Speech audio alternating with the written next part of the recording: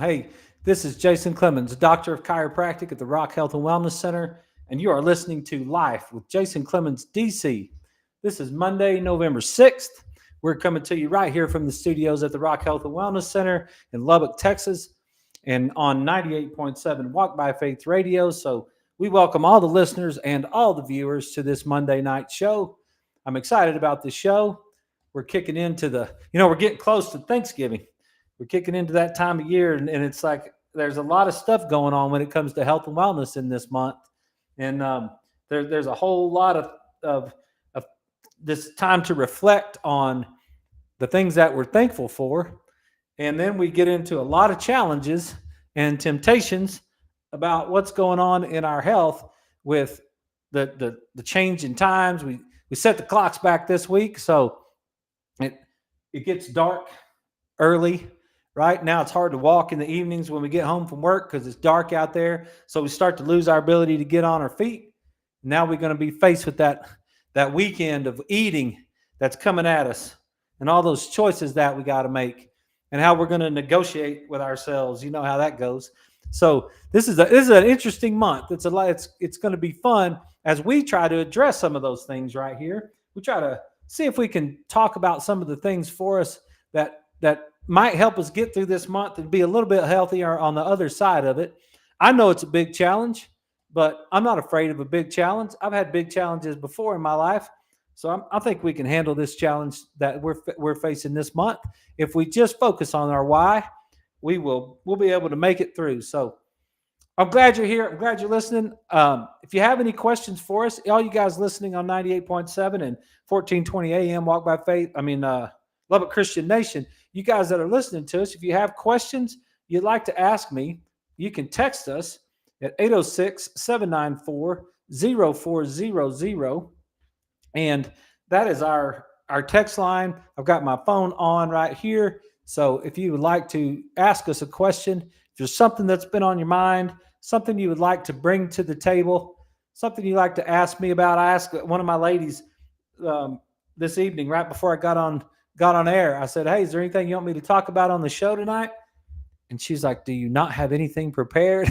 And I just kind of laughed. I was like, no, I've got a show prepared for this evening, but I just was wanting to know, just like, is there anything that you would like to talk about? So, she was like, I really would like to talk about willpower. Like, I just don't seem to have willpower sometimes. And I was like, well, that'd be great, because that's exactly what this is all about. So this show is going to be a lot of fun, because that's what we already had planned. That's how the Lord works a lot of times anyway. It's like whatever it is you're needing out there, sometimes somebody's got it for you. They've already got it planned out and written down, and so those things that you need they could be coming at you any moment. And that's what we're hoping that this show is helping with. We're hoping that some of these ideas are coming at you, and that you're able to take some of these ideas and make your life better. And that's all we can desire, right? We can try to make our life better. We can try to make the world a better place. I mean, heaven knows that we need the world to be a better place. There's a lot of stuff going on out there right now. It just takes one little light, one light to shine into the darkness, and the darkness goes away. Just imagine if we get a bunch of us shining our lights into the world, what we could do with the darkness out there. So that's why we come to you each night from 6 to 7, right after Pratt on Texas on 98.7, and on Facebook at the Rock Health and Wellness Centers, on YouTube at Health from the Rock, and on X and Jason Clemmons DC. We're if you want us, you can get us. And so hopefully we'll have something good to say tonight.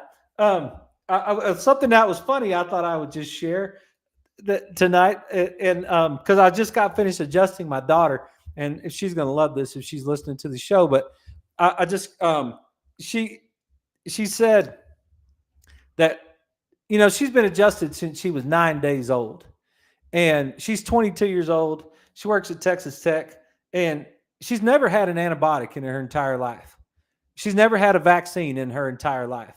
Like, she's had 1/2 dose of Tylenol, and that's it for an entire lifetime of medication. So one of the guys that works with her came into her office today and said, "I heard a rumor about you," and she was like, "Uh oh." She had no idea where he was going with that, and and then they got to talk, and he said something about, "Your dad's a chiropractor, huh?" And she was like, "Yep." And he's like, "The rumor is you've never had any medication, you've never had any medicine." And she just started laughing. She's like, "That's not really private knowledge." She's like, it's not a secret, that that's the case. And so they got to talking about that idea and how often she gets adjusted, if she ever gets sick, and all that sort of thing. And she said, and he said to her, he said, "So y'all are kind of holistic, huh?"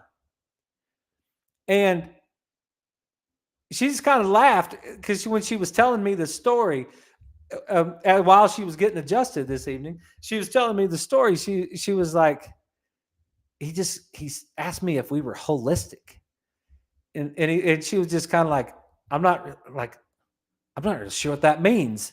She knows what it means, but she doesn't really. It's like, what? We don't use that word in my house, and that's what I thought was just really funny. When you grow up in health and wellness, it's normal to you. It's it's normal inside your life to do health and wellness things. And we've talked about this on the show before, that it's that medical group out there that calls us complementary and alternative. It's some other group out there that calls us holistic. It's really funny because we don't call ourselves holistic. We're just us.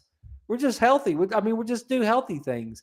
And he was like, I've got a friend that somebody that is a chiropractor or goes to a chiropractor or something, and he doesn't really try to treat the symptoms. He's trying to get to the root of the problem.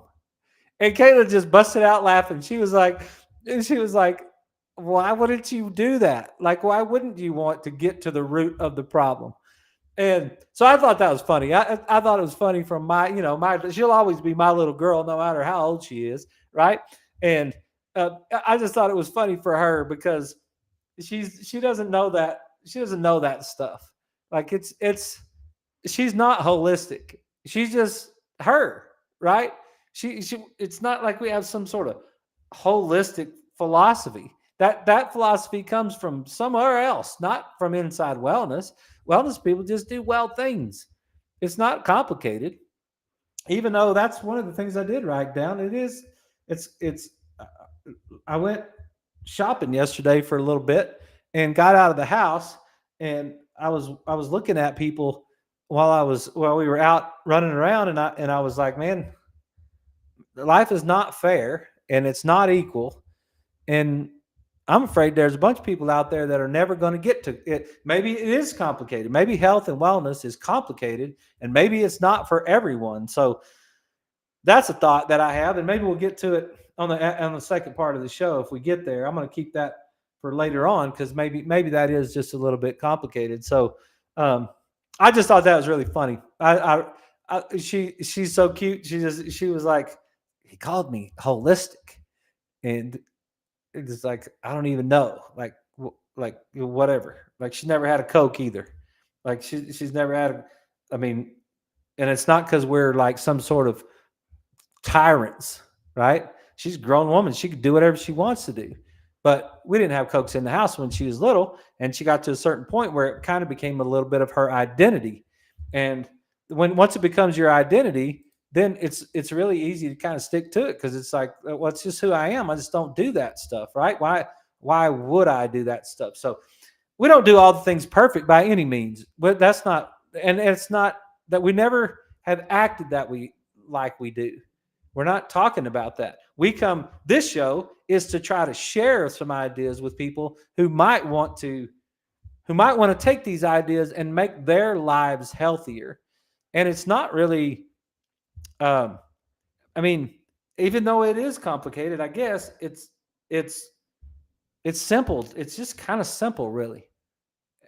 And all you got to do is just kind of get your bearings about yourself. I think that's the way. And I've gone in and out of it for a long time. It's taken me a long time to get to the level that I'm at right now. So I understand the difficulty with it, and I understand the difficulties with being healthy. And so, um, yeah, that's what it's about. If you got any questions, send us a text. If you got a chat, you know, send us a chat, something on social media. I'll be glad to answer any of your questions. And otherwise, we'll just kind of get into what we were going to. There's an article that I saw today that was really cool. I thought it was interesting. And I haven't done a whole lot of work to see exactly where it comes from. Um, this is yeah. One of our listeners just texted JT. He's a platinum member of the Rock Health and Wellness Center. He said, "My life is healthier, Doc." And you betcha, you've done a great job. You've come a long way. You've got done a lot of things that was a kind of contradictory to your upbringing, right? It's the culture we live in, especially as a man in West Texas and East Texas and Eastern New Mexico, and I guess pretty much everywhere else of the men that I've been to. Um, like some of the wellness things are not in our culture.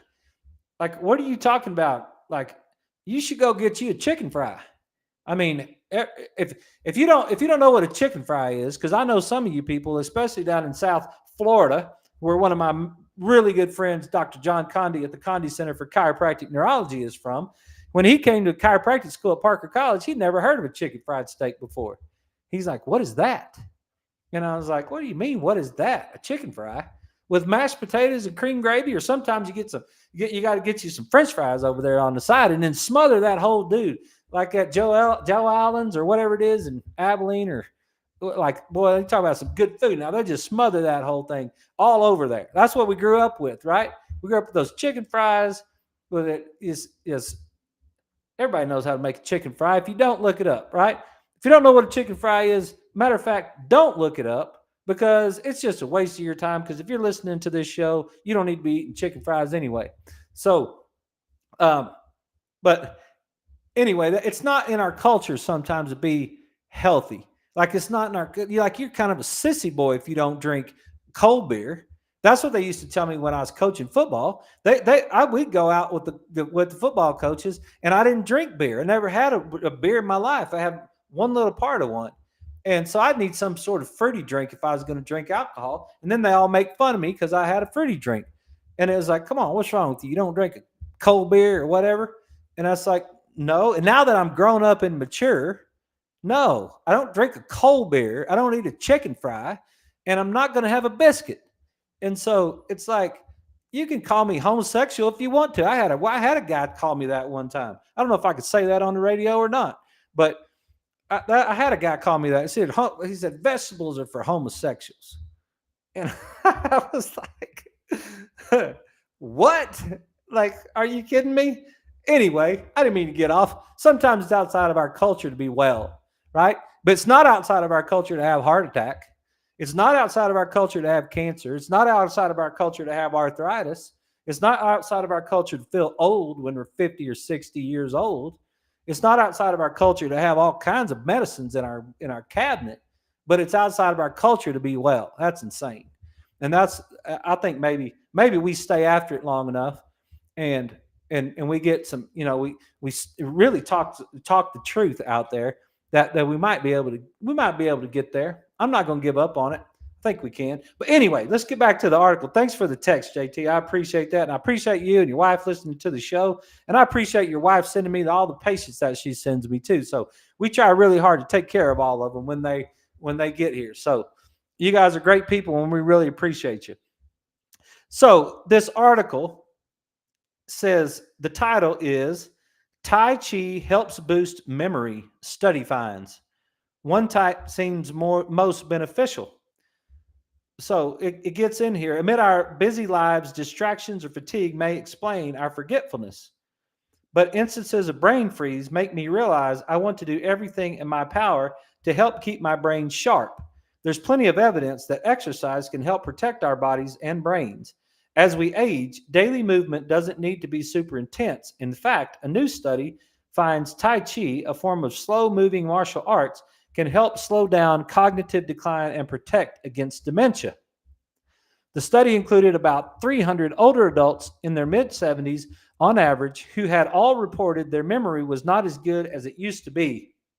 As a part of the study, all the participants took a 10-minute test called the Montreal Cognitive Assessment to gauge cognitive function.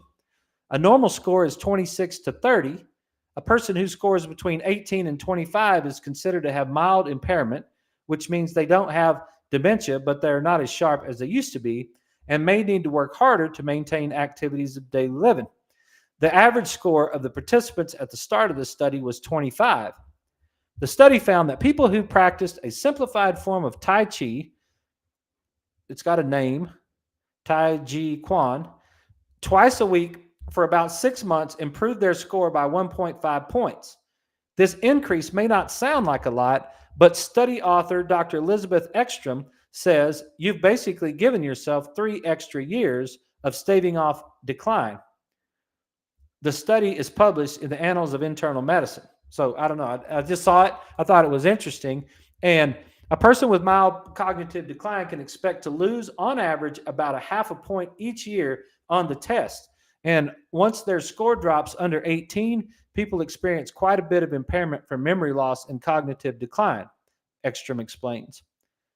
So based on these results, if you're able to keep doing Tai Chi 2 or 3 days a week on a routine basis, you're going to get extra years before you hit that decline into dementia. I know a lot of us are concerned about dementia, right? There's a lot of people out there who are really worried about dementia, which is kind of counterbalancing itself, right? Worrying about dementia increases the chances of dementia. You should know that.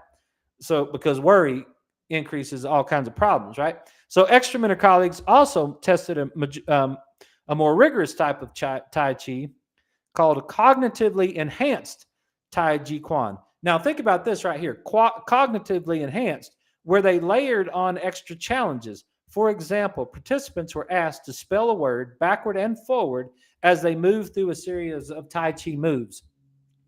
You're really forcing your brain to think hard while you're doing these fluid mind-body movements, Ekstrom explains. Okay, let me explain to you how that is right there, because I think it's really cool. Your upper brain is your executive center, right? That frontal lobe is your executive center. And whenever you have whenever you're having movement, whenever you're trying to move your body, you have to get your cerebellum involved in movement. So your upper brain, and that's that upper rational brain that we're talking about with that prefrontal cortex, right?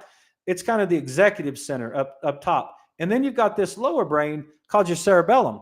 And your cerebellum is balance, coordination, and posture.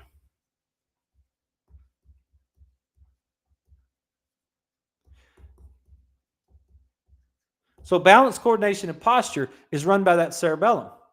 Okay, so think about what Tai Chi is. You've seen, if you don't understand what Tai Chi is, and I don't really completely understand it, but there's a person here in town named Cindy Dunn, and she teaches it. Dr. Dunn is an eye doctor here in town, and Cindy is his wife, and she runs their office, and they're awesome people. You would love them to death. But Cindy teaches Tai Chi. So if you're interested in it and you want to learn, I think she does classes. So if anybody that wants to learn from Cindy and do some Tai Chi, you can call up Dr. Dunn's office and talk to Cindy, and she'll let you know everything there is to know about Tai Chi. But this cognitive form of Tai Chi, cognitively enhanced. So whenever you're moving your body, your cerebellum should be working. But if your cerebellum's not working properly, then that executive center at the top of the brain, now it has to take over and do the work of the cerebellum. So if you ask a patient to walk down the hall, if we ask a patient in our office to walk down the hall, and you can try this yourself at home, just walk down your hall and walk back and see how easy that is for you to do. Then walk down the hall counting backwards from 100 by sevens. Try that. That's a different game right there. So when you walk down the hall counting backwards from 100 by sevens, now what you do is you engage your upper brain that has to make those decisions and do the math and figure all that stuff out. And now you force your cerebellum to do the work itself. Now you're working both parts of the brain at the same time. So it's interesting as we go through this. This article is um, because the two different kinds, the ones that did cognitively enhanced Tai Chi, they increased their scores by 3 points. We've just given you 6 extra years of cognitive function, she says. That's a lot. Her theory on why Tai Chi is effective, her theory on why Tai Chi is effective is that it combines the memorization of the movements known as forms, almost like a dance choreography. So you're getting the physical activity plus the memory piece. Exactly. You're getting the physical activity from the cerebellum by moving your body through motion and having to coordinate that movement. And at the same time, you're forcing the upper brain to do something cognitively, like spelling your name forward or backward or counting backwards from 100 by sevens. So that's what's going on. This is really cool right here. Dr. Joseph Quinn, a neurologist at Oregon State Science University, Oregon. Let me say it again. A neurologist at Oregon Health and Science University, who was not involved in the study, says the results fit with a body of evidence, including a meta-analysis showing the benefit of Tai Chi. This has fascinated me, Quinn says, because the results are impressive, but honestly, I don't understand why it works so well. Well, yeah, that's kind of interesting because he is a neurologist. But the reason that it works so well is because you're moving your body, and while you're on your feet and you're moving your body, you're firing up to the right side of your brain. I mean, how many times have we said this on this show? Like over and over and over and over and over again, right? You're firing up to that right side of the brain. So you're increasing amperage, you're increasing electrical firing pattern into that right side of the brain, and you're firing over to the left side of the brain. There's your memory pattern right there. Your memory pattern is when this works properly, and then you get communication back and forth from the right side to the left side. That's brain function right there. And so I thought it was super cool. It was like he said, it's fascinating to me, but honestly, I don't understand why it works so well. That's why it works. You make your cerebellum work, you make your cortex work, you get on your feet, you drive your brain from right side to left side, and it helps. It helps eliminate that dementia over a long period of time. And so it was an interesting article. I saw it I just Googled health news and just looked through some of the articles. It's on NPR. And so don't get mad at me if that's something wrong, if there's something wrong with NPR or something, but and I just saw it. So but it makes sense to me. If it filters through all of the things that we know, right? All the things that we have already talked about, all the things that we know that helps us out right there. It filters through all that. You get on your feet and you fire your brain, and it helps your memory, and it staves off dementia. That's great. Hey, fantastic. Keep your body moving. That's one of the things you can do. It's not the only thing you can do, but it's one of the things you can do. So I thought that was great. So moving on with the show, one of the things that I've kind of started doing these last 3 weeks, and I'm not trying to plagiarize, but I appreciate the pastors at the church and the teachings that they've been sharing on Sundays, and I've really been thinking about how those teachings carry over into our life from a health and wellness standpoint, and not just from a spiritual standpoint, but from a health and wellness standpoint. And the cool thing that I like about health and wellness is that you can basically take anything and apply it to our wellness. Like it's almost any subject that there's something there, either physical, chemical, or mental, emotional, that we can apply to our wellness. And so these last few weeks, I've taken some of the ideas that I've learned from the pastors at Hillside Church, and I've just said, okay, what if I took their lesson plan and I just turned it right into wellness? How would it fit? Would it fit with what we're trying to teach here on the show? And it's been amazing how it's just how those things are so congruent. Our spiritual wellness that we learn when we go, and when we go to church on Sundays, and we learn from the preachers, our spiritual wellness is parallel almost always so far to our overall health and wellness. And so that's really interesting. So what I wanted to do is I wanted to get into Matthew 4, because that was the teaching, because they're doing a series on temptation, and we talked a little bit about it last week. And so what I'm going to do is, we're about to go to break on the radio station, and I want to come back in this second half of the show, and I want to get into Matthew 4. So if you guys have your Bibles or whatever, and you want to follow along with me, you can. And I just want to get into it from a complete health and wellness standpoint. Some of these same principles and that are being taught out there from a spiritual standpoint, and what happens when we get tempted, and how we get tempted, and what we do to solve being tempted. Because this is a great month for that, because we are all going to reach some level of temptation this month when we hit that Thanksgiving meal, and we have to decide whether or not we're really going to try to be healthy, or we're just going to skip it and say, I'll start on Monday, right? Which you won't. You might start on Monday, but you'll be over it by Wednesday, and then you'll be stuck till February, and then you'll have Valentine's.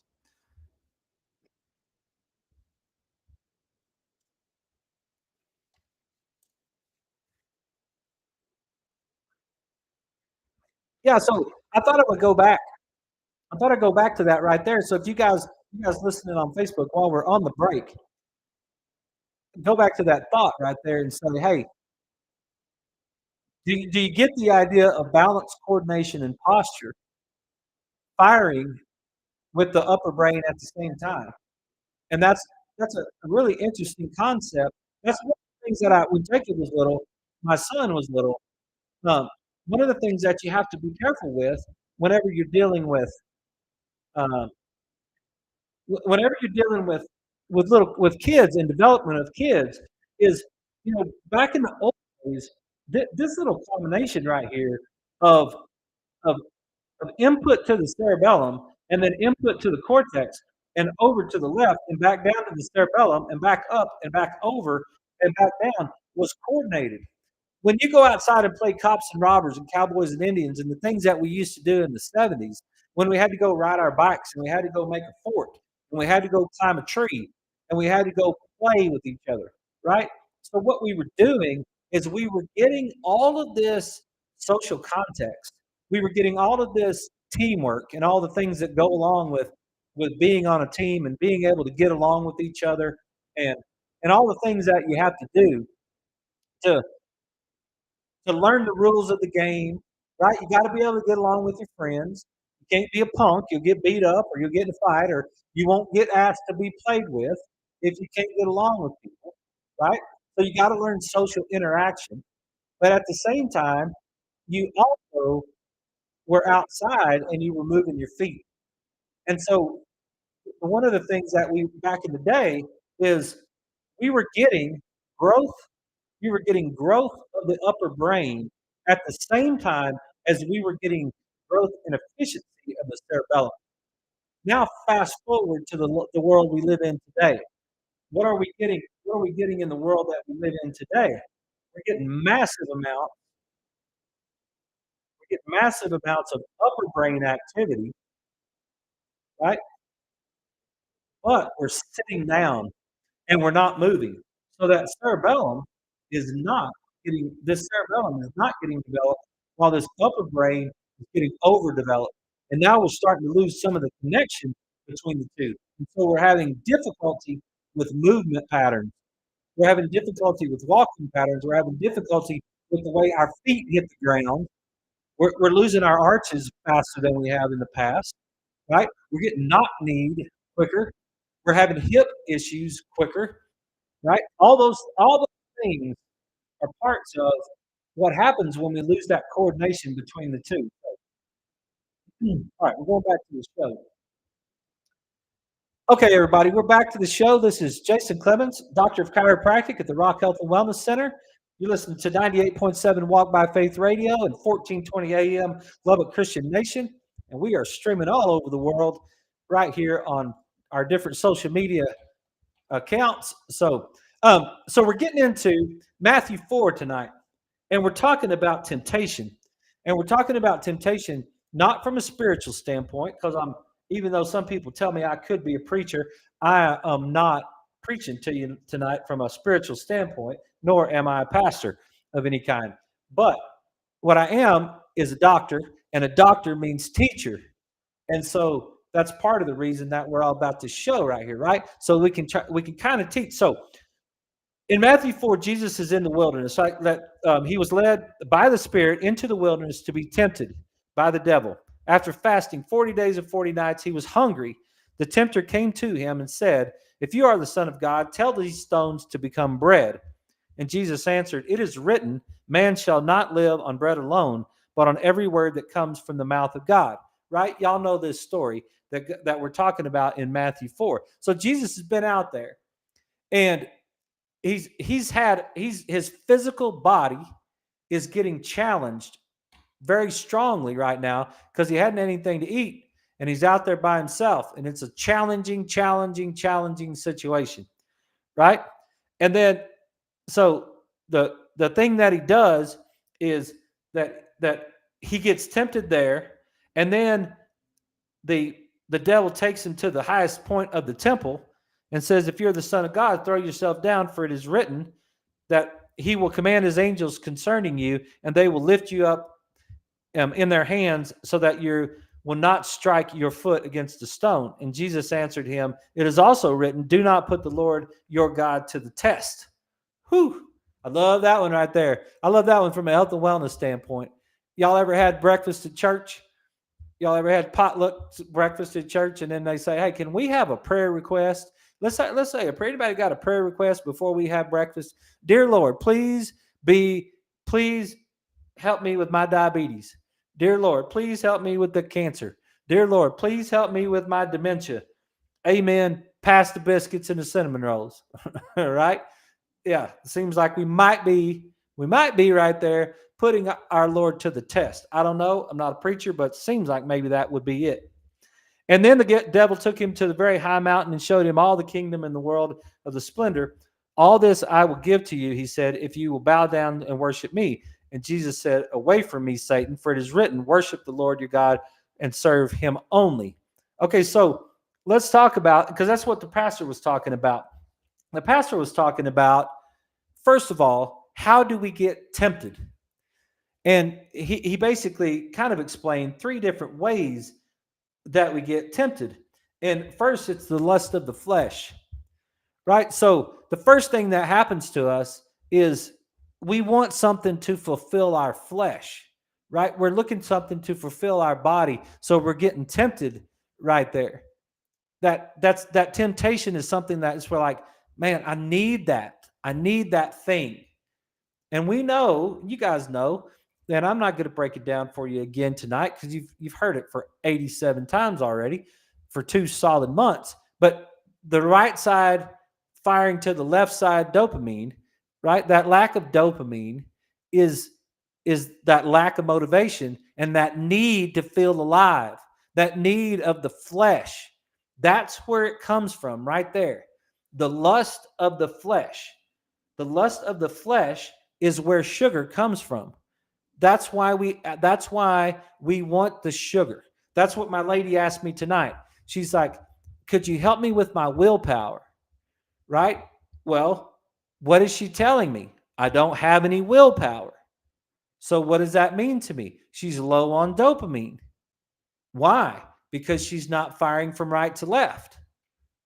Right? So what can she do to increase that dopamine is to fire that pathway to the right side so that it fires over to the left side, right? So we have that lust for the flesh. So we're going to fill it with something. We're going to fill it with chocolate. We're going to fill it with sugar. We're going to fill it with pornography. We're going to fill it with driving fast. We're going to fill it with something that gives us that dopamine, that fulfills us, now that makes us feel alive. And then we got to watch out because temptation is to twist God's word, the truth, to fit our purposes. That's the second thing. It's like we are going to tempt. We know in 2023. Like really. Let's be mature for just a second, right? Everyone that's listening to this show and watching this show, let me ask you: are you seriously going to tell me that you don't know that eating sugar is bad for you? Like you're really going to say that out loud? Right? Are we in a point like right now where we're not? There might be a couple things like maybe you didn't know that peanuts were high in omega sixes, or maybe you didn't know that that corn chips were high in omega sixes, and maybe you didn't know that there was a 6:3 ratio. Okay, but we know when like because he one of his things was a donut, right? He's like, "It's a donut," but so what we do is we take the truth. Let's don't even preach tonight, right? Let's just talk about it from real life stuff. We take the truth and we bend the truth around to fit our own needs. That's the second way we get tempted right there. That we're tempted to take the truth instead of living by the truth. We want to well, look, it's the kids are busy tonight. We got ball game tonight. We've got some sort of theater show tonight. Like we don't have time. That's all right. It's okay. It's all right. We'll just have some. We'll just stop and get something. Right? Really? Where are you going to stop and get something? Where are you going to stop and get something that's healthy for your family?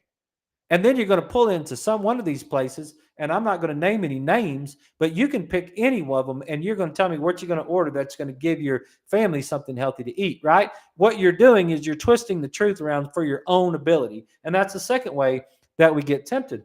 And then the third thing is the lust of the eyes. You deserve to go get what you see. You deserve that. You see it with your eyes, and then it fires your brain and it starts that pattern. And I've lived my whole life that way. I lived my whole life up until 20 months ago living that pattern of seeing it with my eyes. If I saw those orange Reese's cups in that basket or in that bag, the lust from my eyes was too hard to overcome. And then I went back to number 2 and I tried to take the truth and bend it so that I could feel good about myself. Right? So last night we'd gone to Walmart to get something, we were walking around and whatever. What we ran right across the aisle where the peanut M&Ms were. And for 51 years, if my eyeballs would have seen that bag of peanut M&Ms, I would have eaten some peanut M&Ms. Like, yes, I would have gotten the bag and I would have eaten some peanut M&Ms. Just give or take a couple months in there where I was eating clean. But yes, I would have participated in it. Last night I sat there and I stared at that peanut M&M bag. I just looked right at it. I stood right in front of that aisle and I just looked right at it. I didn't have any lust in my eyes for that peanut M&M bag. I had no emotion whatsoever. Doesn't mean anything to me anymore. I don't care. I didn't care about it anymore. Right? It's a crazy feeling for me to be able to do that because I've never been able to do that in my whole lifetime. But now I've gotten to the point where it's like, dude, I'm not interested. I'm not interested in that. We got a bag of Reese's because Leslie was making something for someone else, and we got a little bag. We got some leftover Reese's cups at the house. I saw them this weekend, and I just looked right at them. You know what? As far as I'm concerned, they will sit there and rot in that bag at this point in my life. But how many times have we done that with our eyes? We drive down the highway, we see the Dairy Queen poster, the billboard, and then all of a sudden, the next exit, we're at the Dairy Queen and we're getting a Blizzard. Yep. Cookie dough and Reese's peanut butter cups with a splash of chocolate. That's my Blizzard. Yep. That's my go-to Blizzard right there. Right?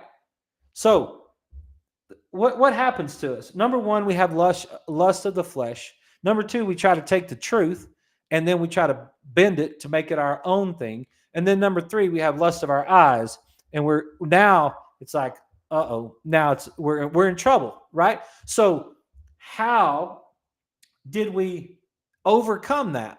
So how did Jesus, after being 40 days and 40 nights in the wilderness, and then Satan shows up when he's at his weakest point, how did he overcome that moment of weakness? So what did he do to overcome that moment of weakness? Well, number one, he acknowledged the devil's schemes, right? If we want to have that willpower, the first thing that we can do is we can acknowledge the schemes, the blowing here and there by every wind of change and cunning and craftiness of men, right? That Ephesians little paragraph for us, right? The cunning and craftiness of men. That's why that bag is all yellow. That's why it's got those little men on there, the little peanut M&M guys, right? Why'd they turn that into a peanut M&M guy? Why they have a whole marketing campaign over those M&Ms, right? Why did that? What is that? What is that aisle? What is the aisle that we walk down and we see all that stuff? Why is it that way? I mean, who is Tony the Tiger in the first place? How does that work? Right? We're going to get some Frosted Flakes. And Frosted Flakes, what is Frosted Flake? It's a corn chip with sugar on it. Right? That's what breakfast is for a lot of kids in America. And why? Because they're great. They're great what? Who said that they're great? Tony the Tiger did. Who in the heck is Tony the Tiger? Right? He's the cunning and craftiness of men to get us to eat sugar-coated cornflakes, right? That's what we're dealing with. It took we know it, right? We know it. There's schemes out there. There's schemes out there to try to sell us things that are not good for us, right? So that's the first thing that happens is we have to acknowledge the schemes. If we want to overcome the temptation, according to the teachings that we learned at church on this weekend, if you want to overcome the temptation, acknowledge the scheme. I'll just present for your consideration. Maybe it's a good idea. Okay. Number two, immediately quote scripture. That's what the pastor was teaching this weekend was Jesus immediately quoted scripture. Okay. I'm not going to tell you to immediately quote scripture. I'm going to tell you to immediately think of your why. Focus, look to your why. Focus on your why. That is your scripture. That is your reason for avoiding the temptation. Right? That's what we're trying to get done is we don't want that sugar. We don't want it. We don't need it. We never have needed it. There's no scientific evidence ever that we should ever need sugar. We don't need it, right? What we're trying to do is twist the truth to make it fit our own self-interest so that we can have it to resolve some sort of issue that has nothing to do with it. Remember my daughter's conversation with her worker, a colleague, right? You guys seem to want to get to the root of the matter. Like why would you wellness guys, you holistic guys, want to get to the root of the matter? Right? That's what we're talking about. If we finally recognize the devil's schemes and then we focus on our why, we got a chance to overcome that. And what's number three? Rely on the Holy Spirit. Yes, let's change it to health and wellness. Rely on your innate intelligence. Rely on that intelligence that you know that deep down in your side, inside of you, you know. It's like, no, I don't need them. I can stand in front of them now and look at them. I can stand in front of them and say, I don't need them. I'm not interested in them. They don't serve my why. And you know, sometimes what I've had to do in my lifetime is I've had to turn it over to the whole world, right? Like in order for me, I've worked out more in the last 3 years than I did in the last 30 years because I started my own fitness program inside my office. I started my own fitness program. Number one reason was to keep myself accountable for fitness. Yes, because I know, because I don't have enough maturity to keep myself accountable in an intrinsic form. I have to create a fitness program and be here. I had to be here at 5:40 this morning to teach 3 fitness classes. And do I love doing it? Absolutely. And do we have awesome people in the classes? Absolutely. And are they amazing people that are getting themselves healthy and staying healthy for 3 years now? Absolutely. It's absolutely great. The only thing that we're bad at is we don't have enough people in our classes. We should have more people that we're helping in those classes at 6, 7, and 8 in the morning. And then tomorrow morning, I will be here and I will be working out with Leslie. But I had to do that. What I had to do is I had to make it public. Okay, now, is it some sort of bragging that I'm doing when I'm talking about the fact that I hadn't had sugar for 20 months? Last week was 20 months. Am I bragging about that? No. I want the whole world to know that I haven't had a piece of bread in 20 months. I want the whole world to know because I want anybody out there that sees me any place. I want to be accountable to everyone that I want to be on the hook for it. You're not going to find a piece of bread. You're not going to find any rice or pasta. You're not going to find any cookies around me. That I'm going to participate. You may find them around me. Jesus hung out with tax collectors and prostitutes, right? I'm not scared of being around them. I'm not scared of them being in my presence. I got in trouble today because apparently the lady on my Starbucks cup is evil, which blows my mind. So some pastor in Tennessee, which I'm telling you, there's some pastors in Tennessee that's got some interesting thoughts. But this guy, whoever he is out there, some pastor in Tennessee is saying you can't bring a Starbucks cup into his church because that lady on the Starbucks cup is evil. Okay. Whatever. Like, really? Like, you're scared of a cup? Like, you got some sort of problem with a cup? Are you telling me that I'm evil because I drink a Starbucks coffee? Or like, is that how far we're going with that? No, I'm not scared of it. But what I've done is I've put myself on the hook.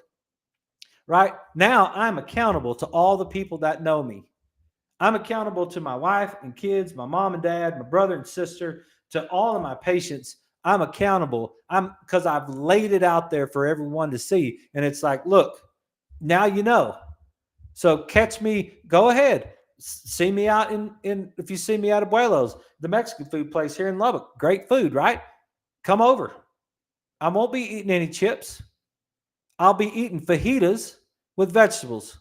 That's what will be on my plate, right? And I don't care if you see me there because I've proclaimed that into the world and I'm trying to keep myself accountable, which I am no doubt worried about. I'm not worried about it at all, about keeping myself accountable because I've been following these things for 20 months. Number one, acknowledge the devil's schemes, acknowledge the schemes that's being perpetrated on us. Number two, turn to your why. And number three, rely on your innate intelligence. Rely on what you know is true. Right? That's where you're going with those things. That's what the sermon was about this weekend, about how we handle temptation. Right? So we're going into this time of year, and we're going to touch on this as we go through November, because we're going to get to this time of year, and it's like, what are we going to do? I guarantee you, number two is going to be a big deal. We're going to bend the truth to help ourselves. We're going to bend the truth to try to fix it in a way that we want it to go. And that's what we're going to do when it comes to all that food that we're going to eat over Thanksgiving. And we're going to justify it, and we're going to have conversations with ourselves. And that's one of the things that I thought was really awesome about Kobe Bryant. I heard Kobe Bryant say one time, I decide how it's going to be, and then I don't negotiate with myself. We don't have negotiations, and after I've already decided how it's going to be, that's just the way it's going to be. And that was kind of cool that from hearing that from Kobe Bryant. But so those are the things. Those are ways we can handle temptation. Number one, recognize the scheme. Because when you recognize the scheme, you're going to get mad. You're going to get mad that they're doing that to you and your kids. You're going to get mad about it when you finally recognize the scheme. When you realize that whole marketing department is done everything scientifically, psychologically, emotionally, everything they can possibly do to get you to buy that product. And they're not one time considering the dangers of that product to your children. They're not one time thinking about what all of the things that it messes up in your kids. They're not one time thinking about the light that you shine into this world that's being affected by their schemes. And when you start to break them down, you'll start to notice how offended you get by the amount of effort that's being put in to put your light out. Right? That's just so they can make $1. That's the schemes. So acknowledge the schemes, look to your why, and rely on your innate intelligence. Okay. So one of the things that the pastor said on Sunday is he was just using this as a story. I don't really believe that it actually happened, but he said it like it happened, so we'll just go ahead with it. But he was saying that he was staying at his sister's house. He was visiting, and he woke up in the morning, and when he walked in there, that his sister had a bunch of donuts on the table and a bunch of breakfast burritos that she'd made. And he had this conversation with himself whether or not he was going to eat the donut or not eat the donut. And then he lost. He immediately lost because he fell into the temptation. And then he just ate the donuts and the breakfast burritos. And he had a donut and another donut and another donut. And what he said was, he was like, well, I ate the donuts at 7 a.m. and health was over for the day. I forfeited the rest of the day to health. Okay, that's an interesting sentence. And when I heard it, I was like, no, hang on, stop. That's not the way it works. That is a scheme that we've been told multiple times over the years. That's not the way it works. You don't forfeit the day. You made a decision in the moment, and that one moment is over. Right? The reason that we get caught in that little scheme right there is because now we'll just say to ourselves, well, I've really ruined this day to health, so I'm just going to go ahead and I'll start again tomorrow. No, I would present for consideration that's false, because you didn't forfeit the day. Every choice that you make when it comes to moving, eating, thinking, those things that it's important to us, right? Those things are either going to move us forward toward health, or they're going to move us towards sickness. It's not a neutral decision. It's not a neutral decision. And that decision in that moment can be halted in the moment. You do not have to do that. I've done that. I did that process for a long, long time in my lifetime. I would say, especially that's what I mean. Like, we'll just start on Monday. Today's Monday. All right. We're going to start today. And I'm going to try to eat clean today. But then tomorrow, I might make it through Tuesday. And then by Wednesday, now all of a sudden, I've ruined it. Oh, what the heck. I messed this whole week up. We'll just start next Monday. Well, we can't really start on a Wednesday. We'll just start next Monday. And then what's going to happen between Wednesday and Monday, every meal and in between meals, right? We're going to make another decision and another decision and another decision that's going to move us away from health. So with this idea that we forfeited the rest of the day to health, I'm just going to present for consideration that we should squash that idea. We should take that idea and say, nope, that's not the way it works. I made one bad choice one time, one day, one morning, and that's all I'm going to make. And now I have to understand the mechanisms that go on inside my body, because what will happen now is we're feeding those crackhead bacteria, and they're going to want some more food. So you're going to have to squash those crackhead bacteria. And that's where because they're going to feed off that sugar. And if you give them just a little bit of hope, if you give those crackhead bacteria that's in your gut just a little bit of hope, they're going to start firing to your brain. Hey, give us some more, give us some more, give us some more. And so, one of the things you can do is you can start to go back to your why, and you can understand the schemes of those little rascals that's in your gut. And you can go back to your why. And now all of a sudden you can start to understand.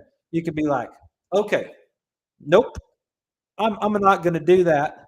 You're not getting any more of this. We're fixing to squash you now, and that's all you're going to get. And so that's the thing that we can do to overcome that. Hey, I hope you guys enjoyed this show. It's a great show. And if you have any questions, send me a text or send me a message. And and otherwise, we will be back tomorrow night at 6 o'clock. So you guys have a great night, and we'll see you tomorrow.